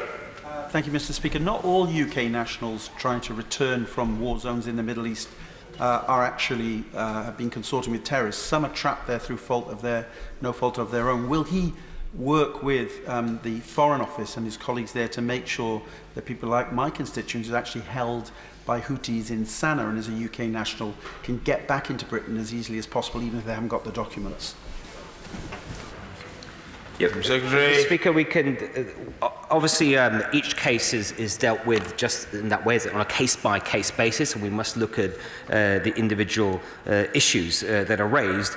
It is important to note that whether it's Yemen or in Syria, with other cases that have been raised in the House, that the travel advice for all British citizens is not to travel to these areas, and it is important that people realise just how dangerous these areas are. So if they had some benign intent, then they should really think twice and very carefully about going into a danger zone. But where, of course, someone is not connected to terrorism or is not deemed a danger in any way, that we should also absolutely be looking to see what options there are to offer any assistance. Dr. Julian Lewis. Although the law on treason is antiquated, the act of treason most certainly is not. From what the Secretary of State's been saying, it's quite obvious that there'll be many people coming back whom it will not be possible to establish by normal standards in a court of law that they committed crimes whilst volunteering and spending time in the so-called caliphate.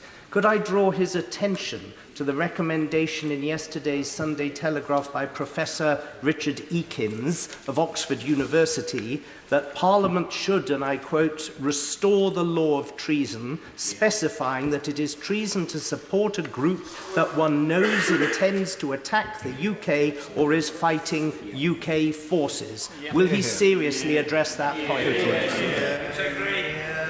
Mr. Speaker, I think my honourable friend makes a very good point, and that is that this is a complex situation, and we should always be looking to see what tools that we have at our disposal to ensure that those who are guilty of terrorism, supporting terrorist groups, are brought to justice. And that means making sure that we have the right laws in place. I referred earlier to the Counter-Terrorism Border Security Act, as I said, just given royal assent last week, which gives the courts more powers. There are already powers in existence, including those that will cover extra-territorial jurisdictions. And my honourable friend has also made another important point about something else we could look at. I have read that article. I have seen what Professor Eakins have said in the past, and I think it's worth looking at carefully. Sir Edward Davey. Mr. Speaker, can I pay my party's respects to the late Paul Flynn, whose contribution to this House and to British politics will be sorely missed? Will the Home Secretary agree that our country's long-term security is best served by understanding precisely why a young British girl should go to Syria in the first place? Isn't it therefore better for UK security to interrogate and investigate this British citizen in the UK rather than waste this opportunity to learn incredibly valuable lessons? Mr. Speaker, well, again, I can't speak about a particular case or an individual, but where I don't quite agree with the right honourable gentleman is that in every case it's better to try to talk to someone that has left to join a terrorist group and try to find out why. In every case, I don't think that's the case. The driving factor should be what is best for the security of this country and the national interest in this country in every occasion. That should be our driving factor. But he is right to point out this whole issue of why. Why have so many people, before I mentioned up to approximately 900 over a number of years, been drawn to leave these shores, in many cases British people, and go and join such a vile terrorist organisation. And that is work that we, both at the Home Office and our partners, and the police, the security services and others, take very seriously. But also, when we start understanding more of that why, it's about using that and those lessons to safeguard more people, especially young people. Time we heard from a Berkshire knight. Sir John Redwood. How will the UK authorities go about finding the evidence concerning those UK citizens who did go abroad to join a terrorist organisation, to fight, to intervene in acts of brutality, or to support those who did? Secretary. Mr. Speaker, my right honourable friend highlights an important issue. It is very difficult, and I think honourable members would understand why, when someone has gone to a completely ungoverned space where we have no consular presence, we have no diplomatic relations of any type, nor do our allies, to actually gather evidence. That said, we put a huge amount of effort, especially take this opportunity to commend our security service, the police and some of our international partners in gathering battlefield evidence and then having that ready to use whenever appropriate. And also if we can supply in some cases that evidence to some of our partners for cases they wish to bring in front of their courts, then we will try to work constructively with them. This is also something the UN has been looking at, and there are new measures that are being considered about having conventions on battlefield evidence, and that is something that Britain, through the Ministry of Defence, is making an incredibly important contribution to. Thank you, Mr. Speaker. Mr. Speaker, I completely understand the fact that the Home Secretary wants people who've gone abroad to commit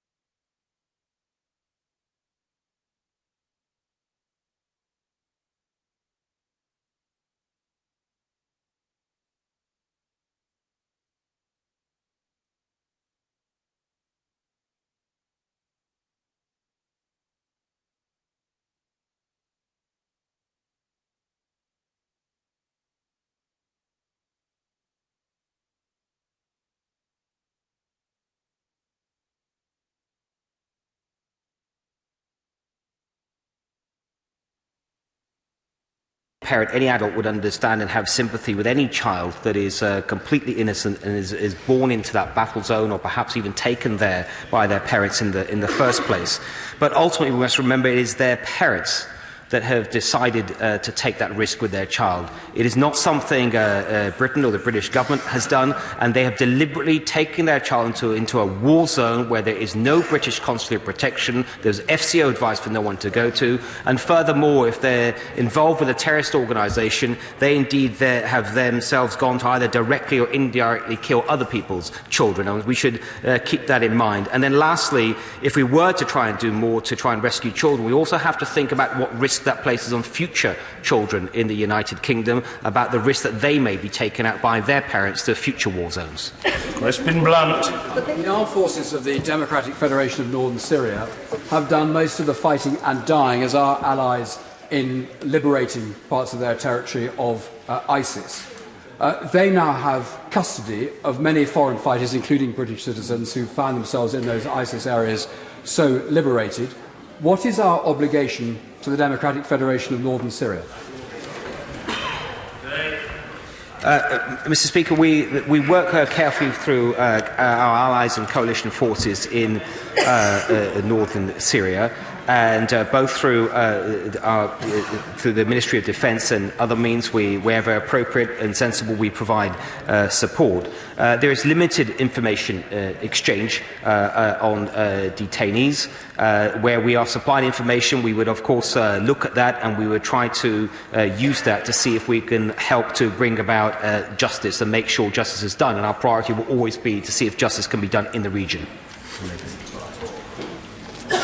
Jim Shannon. I thank the Home Secretary for his strong stance and leadership. I've been contacted by a large volume of constituents about this matter.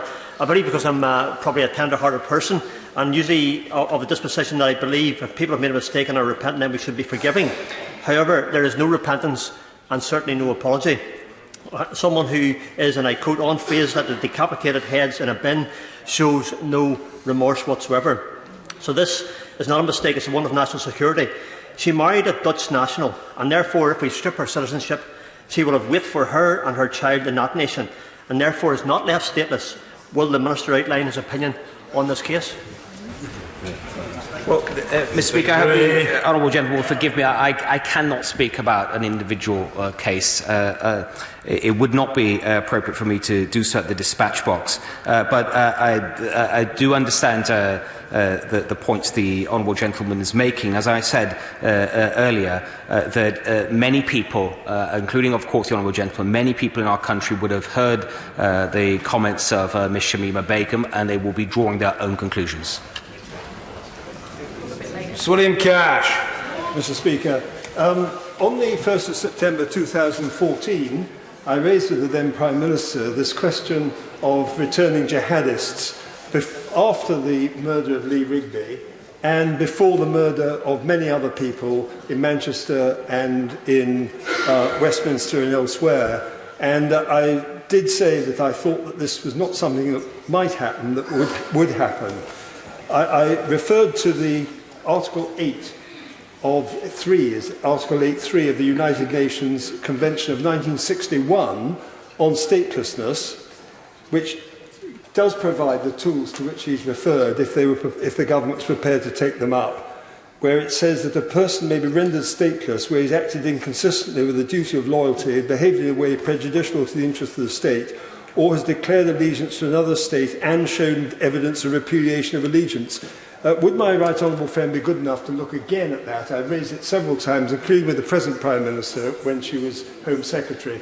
Would he take another look at this? Because I do think the situation is now becoming more than critical. Secretary. Mr. Speaker, my right honourable friend, as we've just heard, has long taken an interest in these issues, has contributed greatly in so many ways in trying to fight terrorism, and he's raised another important point. We have, in the past, our lawyers have looked at these issues before, but he's asked me would I be willing to look again. I will certainly do that and write to him. Annalisa Dodds. Thank you.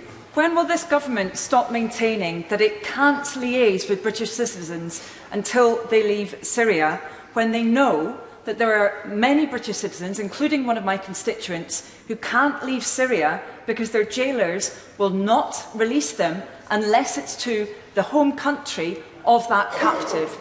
Ultimately, surely these individuals should be taken back to the UK where they can face justice in our courts, rather than our government totally absolving itself of any responsibility. Secretary. Mr. Speaker, first of all, it's worth again pointing out that the Foreign Office's advice for many years now when it comes to Syria has been it's very dangerous. No British citizen should be travelling to Syria. And if a British citizen has ignored that advice, then they will know that there is no consular support, there are no diplomatic relations that we have with Syria. And if that individual concerned is a foreign fighter and someone who went to join a terrorist organisation to kill, to rape, to cause enormous damage, there is no way that this government is going to risk the lives of British personnel, British soldiers, Foreign Office officials or others to go and rescue such a person. No way. Sir Desmond Swain. Where we can't prevent their return, what about internment until they've been sufficiently quarantined? Mr. Speaker, my right honourable friend might be reassured to know that where we cannot prevent someone's return, that they will, in all cases, we seek to question them, to investigate them, and where appropriate, to prosecute them. And also, even if they are they're mono-nationals, they're British citizen, and even in that case, we can strip them off their passport, have temporary exclusion orders, and manage their return. John Woodcock. Thank you, Mr. Speaker. Amid the moving tributes to Paul Flynn, and by the way, I thought few things demonstrated his place as a wonderful contrarian than the fact he lent his support to my noble friend, the member for Leicester West, in the 2015 leadership contest, despite the fact he seemed to disagree with all her major policy problems. But amid those tributes, I'm sure the House would want to register its thanks to Sir Charles Farr, who the head of the Joint Intelligence Committee, who passed away last week. Mr. Speaker, the Home Secretary talks about people facing consequences for supporting terror, but he knows far too many of them do not face consequences. He talks about doing everything, whatever it takes, to bring people to justice. So why is he not making the very valuable designated area offence, which many of us campaigned for. Why is he not making that retrospective? And does he really think that the law as it stands, where people can go to Syria to make themselves jihadi brides, to offer their support to foreign fighters and not be guaranteed prosecution, surely the law is not strong enough? What measures will he take? Secretary. First of all, can I say the Honourable Gentleman is absolutely right to mention Charles Farr, who had sadly passed away, and he's right to point out the huge contribution Charles has made to the security of this country, both in the Home Office and as the chairman of JIC, and I'm pleased the Honourable Gentleman has mentioned that. He's absolutely right to do so. He's talked about the laws that are available, the tools for prosecution, and the new powers, in particular in the Counter-Terrorism and Border Security Act. I mean, these are far-reaching powers, and what we have tried to do is prepare a bill that has the support of the House, but also is well-balanced and offering due process. In terms of the designated powers procedures, as I had mentioned earlier, in anticipation of the bill becoming an act, which it now has, that we have already started commencing work on that, and we will hope to bring an order to the House as soon as possible. John Howell. Speaker, in the European Court of Human Rights, the case of K2 and the UK was about taking away nationality in the context of terrorism. It was found to be manifestly ill-founded. Why does that not apply here, since the defendant in the case only had one nationality at the time of the case being brought? Secretary. Mr. Speaker, I'm not familiar with the details of that case, and I don't have them to hand. But as I had mentioned earlier, and I hope it's helpful, and by the way, if the Honourable Gentleman wants to send me more details on that case, I would give him a more detailed response. But the tools that are available to us in terms of removing someone's British nationality, depriving them of it, it can only happen where they have more than just British nationality, so more than one nationality. Matt Rodder. Thank you, Mr. Speaker. Mr. Speaker, Thames Valley Police have lost several hundred officers due to government cuts. Can the Home Secretary tell the House how he thinks such cuts will affect the police's ability to monitor returnees from Syria? Secretary. Well, Mr. Speaker, when it comes to security, the Honourable Gentleman is first right to raise the issue of resources for our world-class police, including those in Thames Valley, and that's why I'm sure he would welcome the record increase of up to £970 million in England and Wales for police. But it's a shame that, given that he's concerned so much about it, he actually voted against that increase. Richard Drax. Thank you, Mr. Speaker. With the collapse of ISIL, we're going to see more cases like this. Could the Home Secretary remind us how many fighters, whether male or female, have returned to this country already, and how many are being observed by our security services? What my honourable friend highlights, Mr. Speaker, is this is not a new problem. We can understand right now why it's so prominent in the press, but people have been going to join these terrorist groups in Syria and Iraq for a number of years. He is right to point out, with the weakness of Daesh at the moment, it's possible that more will seek to return. He asked me how many. We only have estimates. There's no accurate information on this, but I think I mentioned earlier we think approximately 40% of the 900 we estimate that left the UK to join these groups have returned. In every case, we seek to manage that. He also asked me how many are under certain measures, I guess things like TPIMs and other measures, and it is not something I think that would be appropriate to discuss. Carol Monaghan. The case of Shimima Begum is, of course, highly emotive, and any of us that have read the interview with us will find it difficult to be sympathetic. However, I do have grave concerns that we've got situations where vulnerable young children or vulnerable young people who have been groomed by extremists could be left stateless. So could the Secretary of State assure us that this will not happen? And could he also detail to the House the steps his department are taking to tackle online grooming by extremists? Secretary. Mr. Speaker, I can assure the Honourable Lady we would not knowingly make anyone stateless. Julian Knight. Thank you, Mr. Speaker. The sight of decapitated heads lying in a rubbish bin did not faze Miss Begum. Should the British people be fazed if this individual is left to reap what she shows? And no taxpayers' money should be used in any way to repatriate this individual. Secretary. Mr. Speaker, again, I hope I understand it wouldn't be appropriate to talk about an individual or an individual case, but he makes a very important and powerful point that in many cases that these people that left Britain, they knew exactly what they were doing. They were full of hate for our country. They were full of hate for our values. They went out there to murder, to rape, to support rape, to commit many violent and vile acts. And you can absolutely imagine why hardly anyone amongst the British public would have any sympathy for them. Ian C. Lucas. Thank you, Mr. Speaker. Mr. Speaker, I speak from the back bench because of the inimitable Paul Flynn, who in his superb How to Be a Backbencher book advised that one's profile is best displayed from the back bench. More seriously, can I ask the Secretary of State, how many returning combatants have actually been prosecuted and how many are subject to TPIMs? Secretary. Mr. Speaker, a number of people that have returned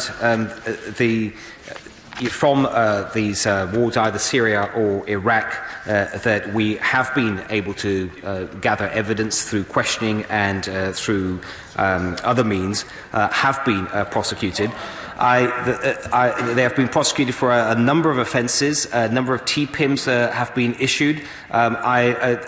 I wouldn't want to get into the exact numbers at this point. There are some concerns about some of the numbers and what might happen if we publish some of those numbers so readily. But I can assure him that where we can, we do prosecute and will continue to prosecute individuals.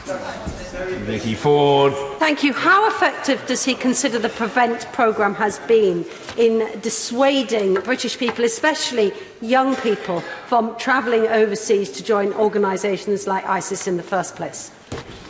Secretary. Mr. Speaker, I consider the Prevent programme is working. It has been successful. So since 2015, some 780 vulnerable people have been successfully supported away from terrorism. And these are all, it's worth pointing out, they're voluntary and confidential programmes. There's over 180 grassroots projects that are supporting the Prevent and what's called the Channel. The Channel is part of the Prevent process supporting these programmes. In 2017, if it's helpful, in the year 2017-18, over 7,000 people were referred, and of those, some 300 and just under 400 went into receiving support from the Channel programme. And Mr. Speaker, if I may, it's also worth pointing out that in the last year that we have full information for under Prevent, that about a quarter of the referrals were for far-right extremism. Kevin Foster. Thank you, Mr. Speaker. Like the Home Secretary, I have little sympathy for those who headed out to the Middle East and Syria and Iraq to support a form of medieval barbarism that sought to enslave an entire people and committed genocide whilst they were there as well. But would he agree with me? The important part now is to ensure that those who have survived this murderous campaign are brought to justice either here or in an international tribunal. Secretary. Mr. Speaker, I very much agree with my honourable friend. The overriding aim with all these individuals, whether they are from Britain or people that left countries that are our allies, is to work together to make sure that justice is done in every case. And as I said earlier, we would seek to work with our allies to make sure that, first of all, that justice can be done in the region. If that cannot be done, then we will look to and work with our allies on other means. Robert Halfon. Is it the case that the lawyer of the individual concerned has described British law as akin to the Nazis? And if that is the case, would my honourable friend condemn that, because we are a proud country with our traditions of democracy and the rule of law, and particularly given that ISIS itself was a Nazi medievalist death cult? Secretary. Mr. Speaker, I think my right honourable friend is absolutely right to raise this. There are reports today that one of the lawyers that is representing one of the foreign fighters described British law as akin to Nazism. I think these are, if true, I think these are absolutely outrageous comments. I think they will be found to be deeply offensive, for example, by Holocaust survivors and their families here in Britain and elsewhere. And if this lawyer has an ounce of dignity, they should consider apologising for these wholly insensitive remarks. Sir Edward Lee. We wouldn't want to fall foul of the European Court of Human Rights, would we? But as a member of the Council of Europe, may I refer the Home Secretary to recent judgments of the Council and the Court, that you cannot deprive somebody of a citizenship in an arbitrary way. Without asking to comment on individual cases, surely as a matter of law, it would not be arbitrary to strip someone of a passport if they willingly go out to join the jurisdiction of a terrorist organisation, which has beheaded people and all the rest. So may I urge the Home Secretary to be robust in this. He will have the support not only of the whole country, but even of human rights lawyers. Mr. Speaker, my right honourable friend raised an important issue.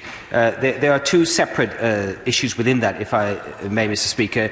One is removing someone's passport, British passport, which is not the same necessarily as removing their citizenship. So it is possible, and I have done this on a number of occasions, as have my predecessors, to remove someone's passport using their royal prerogative if that is deemed in the public interest. And separate to that, but related, is in some cases, and I mentioned this earlier today at the dispatch box, under certain circumstances, to deprive someone of their British citizenship. In all cases, none of that can be done, of course not, in an arbitrary way. There's a due process to be followed. But if that is what is necessary, either of those, to protect the public, that's exactly what I would do. Tim Lawton.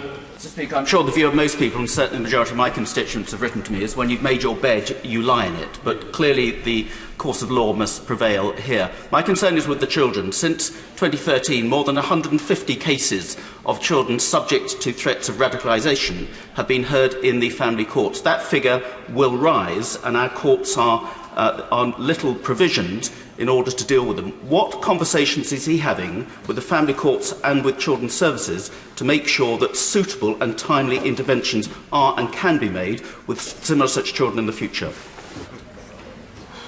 Mr. Speaker, what my honourable friend rightly does is highlights the work that we do with a number of partners across governments and a number of public agencies through the PREVENT programme, which is all about safeguarding, and in many cases that is young people, including children of all ages, and working with authorities including social services, local councils, schools and others to safeguard those children. I think that is, in terms of tackling and helping with de-radicalisation, I think this is one of the most important things that we do, and it's something that we take very seriously. That's why I also welcome, by the way, the commitment that we've made earlier this year to an independent review of the PREVENT programme to see how we can improve it even further.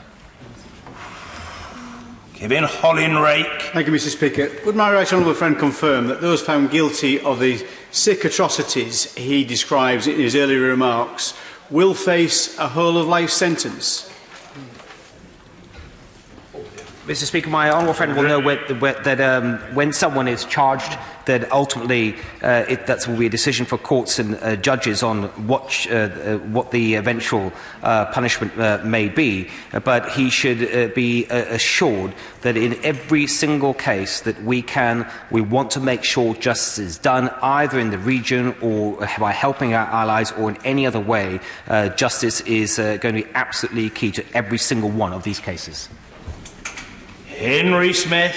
Thank you, Mr. Speaker. Will the Home Secretary confirm to the House that the safety of no British officials, either civilian or military, will be put at risk in an attempt to extract those suspected of supporting terrorism in countries across the Middle East?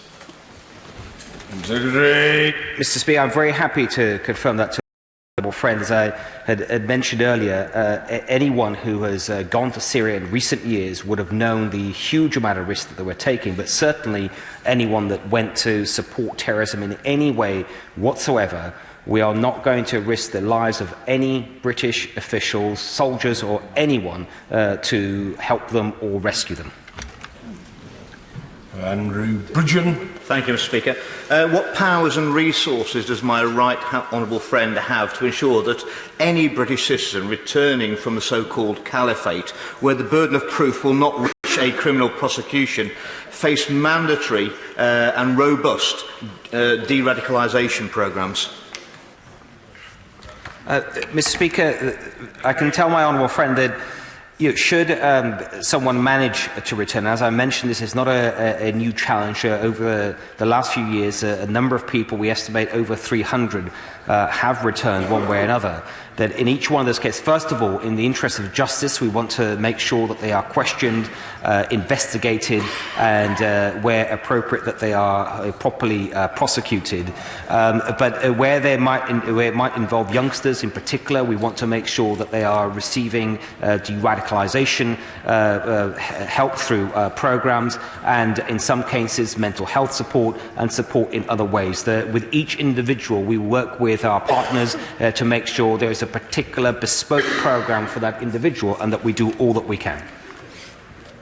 Sir Geoffrey Clifton-Brown. Mr. Speaker, thank you. My honourable friends have mentioned the possibility of withdrawing a passport. If a minor has been counselled by Prevent or any other authority in this country and is still intent on going to ISIS or some other organisation similar, surely there is a strong case for withdrawing their passport for their own safety. Secretary. My honourable friend is absolutely right. In the sort of generally speaking, in the circumstances that he describes, if then therefore your further action is needed, such as withdrawing a passport, and there are other measures available as well, we certainly wouldn't hesitate to use them. Mr. Philip Hollowbone. 900 British nationals have gone to support Daesh in Syria and Iraq. Just 40 have been prosecuted for that. Can I say to the Home Secretary, this simply isn't good enough. Now, it may be that Daesh has been defeated in theatre, but Daesh and its sympathisers are effectively tying us up in knots in our own courts, and these people are getting away with it. The Home Secretary has admitted that 360 of these individuals are still at large and are likely to return back to this country. My constituents in Kettering do not feel safe with the government's response to this threat, and I urgently urge the Home Secretary to revisit the legal advice he's been given in a number of areas, because we need to do better than this, don't we? Home Secretary. Where I think, Mr. Speaker, my honourable friend is right. We do need to be doing more to make sure that we have more tools to prosecute people that have helped, supported terrorist organisations, whether these are people that have actually gone, in some of the examples we talked today about, gone to Syria, or whether these are people in our own country helping them in other ways. And that is why I've been determined in the time that I've been Home Secretary to provide more of those tools, and that is why I was pleased with my honourable friend's support and the support of the whole House to have the counter-terrorism and border security bill, which has meant that we do have far more tools that can be used for law enforcement. We've increased sentences in many places, and to be working to step up the work that we've been doing with our allies across the world to gather more battlefield evidence, because evidence is also absolutely crucial, especially if we're seeking higher sentences. And my honourable friend Lass is right to still raise this as a challenge and to say we do need to do more, and I agree with him. Stephen Metcalfe. Thank you, Mr. Speaker. I and the constituents who have contacted me find it very hard to understand how someone who joins an organisation whose aims are to destroy the values that we hold dear is then citing those same values in their attempt to justify being repatriated to the UK. Can I therefore urge the Home Secretary to stand firm and use all possible legal means to keep these people out of our country? Mr. Speaker, I absolutely, I won't talk about a particular case, but I absolutely understand the sentiments that my honourable friend has expressed. I think those are the sentiments of the vast majority of our constituents that we are all here to represent, and we must use all legal means that we have to make sure that those who have supported terror groups, either at home or abroad, are always punished for that and brought to justice. James Cartledge. Thank you, Mr. Speaker. Further to the question of my honourable friend, the member for Harlow. In other, I would argue, ill-judged comments, the lawyer representing Ms Begum has also, in an attempt to build sympathy, compared her to a First World War veteran suffering from shell shock. Does he agree this is deeply, deeply insulting to the many thousands of former servicemen and their families who suffered that deep trauma fighting for this country and for democracy and to defend it, rather than joining a terrorist group out to destroy it? Mr. Speaker, it's another point I think honourable friends members have made today about a particular case, but I would just say on this on that particular comment, again, the solicitor in this case, I think, should be just very careful about the remarks that are used and reflect very deeply on those. And I think my honourable friend has raised a good example of why that's so important. Thank you. Order. Urgent question. Andy MacDonald. Mr. Speaker, to ask the Secretary of State for Transport to make a statement on airline fly BMI going into administration. Minister Nusrat Ghani. Thank you, Mr. Speaker. On the 16th of February, British Midland Regional Limited, the East Midlands-based airline which operates as Fly BMI, announced that it had ceased operations from that date and filed for administration. The group has surrendered its licence to operate in the UK, which means they are no longer able to operate flights. There has already been significant speculation about the reasons behind Fly BMI's failure. Ultimately, this was a commercial matter for the airline. Fly BMI operated in a very competitive industry and was exposed to wider pressures faced by the global aviation industry, such as increasing fuel prices. It is very disappointing that Fly BMI has gone into administration, and we know this will be a very difficult time for those who have lost their jobs as a result.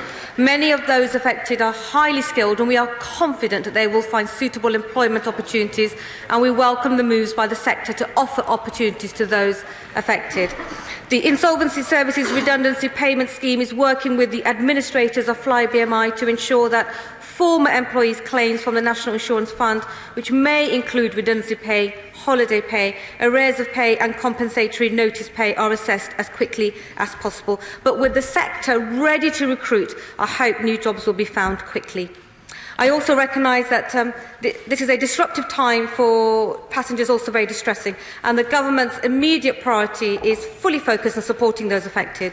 We are in active contact with airports, airlines and other transport providers to ensure everything possible is being done to help them. We and the Civil Aviation Authority are working closely with the travel industry to ensure this situation is managed with minimal impact to passengers. There are enough spaces on other flights for passengers to return home on other airlines, and we welcome the sector's move to offer rescue fares for affected passengers. For example, Fly BMI has code shares across the Lufthansa group. Passengers on these flights will be subject to the EU passenger protection rules and will be provided with assistance and be rerouted to the final destination. Travel insurance and credit card bookings are worth noting here, and most passengers were business, and this will also be covered through their work. In addition, the CAA is providing detailed information for affected passengers on its website, including how people can claim back money they have spent on tickets. The importance of maintaining regional connectivity, and that is why we fund a public service route from Londonderry to London, which was recently extended from the 1st of April 2019 for a further 2 years, the norm for PSOs. The Chief Executive of Derry Council has the powers to transfer the PSO contracts to another airline for up to 7 months to allow for a new procurement process to be conducted, subject to due council to sign contracts and appoint an airline later this week, and we are expecting services to resume swiftly. dairy and... Plans the DfT have for an airline to collapse? Hasn't the government left both Fly-BMI's passengers and staff high and dry? Why was the airline allowed to sell tickets only hours before administration? Why isn't the government helping people get home this time? On Thursday last week, the government agreed to extend the subsidy for Fly-BMI's London to Derry route. Was the DfT aware that the airline was about to collapse when it agreed this commitment of public money? What checks did the ministers do on the airline prior to agreeing this? Mr Speaker, the government's aviation green paper boasts of growth and connectivity. In reality, Fly-BMI is the second UK airline to fail within months, while the UK's direct connectivity has declined. The government's complacency is staggering. Fly-BMI have said the challenges, particularly those created by Brexit, have proven to be insurmountable. Current trading and future prospects have also been seriously affected by the uncertainty created by the Brexit process, which has led to our inability to secure valuable flying contracts in Europe and a lack of confidence around Fly-BMI's ability to continue flying between destinations in Europe. So when will this government wake up to the undeniable truth that its shambolic handling of Brexit is leading our country into an economic disaster? Minister. Mr Speaker, I've never been a woman that's been dropped in it. It is my job, and I'm disappointed that the Shadow Transport Secretary of State wanted to see a he and not a she at the dispatch box, but hopefully I can respond to his questions as best that I can. I'm also a little bit disappointed that the Shadow front bench is all in their seats today, considering the bold decisions that their colleagues have taken, noting to leave the Labour Party down to a number of issues, leadership and also institutionalised anti-Semitism. We're talking about disappointment, but let's really focus on the passengers. We were made aware of Fly-BMI going into administration at the weekend. A number of conversations have been taking place. The Aviation Minister has spoken to the Cabinet Secretary for Transport in Scotland. The Secretary of State has spoken to the Northern Ireland Secretary and also the local MP for East Londonderry. Information is being made available on the CAA website to alert passengers how they can get home. We must really focus on the passengers who may be struggling to get home, but there are lots of alternative flights, and that information is being made available. There are indeed around over 300 staff that have been impacted, but it's interesting to note that Loganair and Ryanair are making jobs available and they are recruiting heavily, including the British Airlines Pilots Association, who are exploring options for pilots with their partner airlines as well. The honourable gentleman noted the business case for Fly-BMI. It was possible to recognise, considering if you looked at their accounts, that they were struggling for a while, including before Brexit and before the referendum. It's not an easy market to be in for airlines, especially if you are a regional and a local airline. The opposition gentleman mentioned Brexit as a reason for why Fly-BMI